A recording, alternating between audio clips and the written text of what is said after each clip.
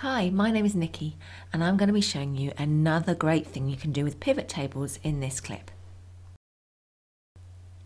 Here's a pivot table that I created earlier. As you can see, it doesn't look great. I added a date field in the row area, and though I wanted a summary table, in fact, it's looking a bit more like my original list. What I'd really like to see is the dates grouped by months and years. No problem.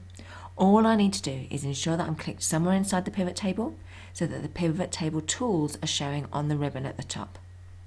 Then I make sure I'm in the Analyze tab, and in here you'll see a group called Group. I'm going to click into one of my dates because that's what I want to group by, and then choose Group Selection.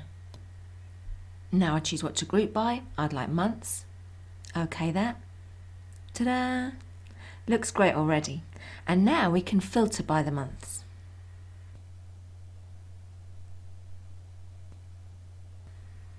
Now, a word of caution here, there is something to be careful of.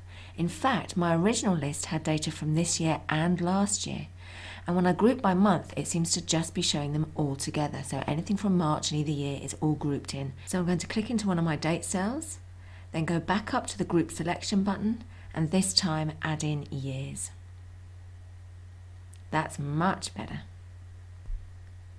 And it's also added years over here as a field. So now I could add that to the report filter if I like. And there we go. I could filter the whole report to show me just the year I want to see. As you can see, there's just so much you can do with a pivot table to make them even better. Thanks for joining me.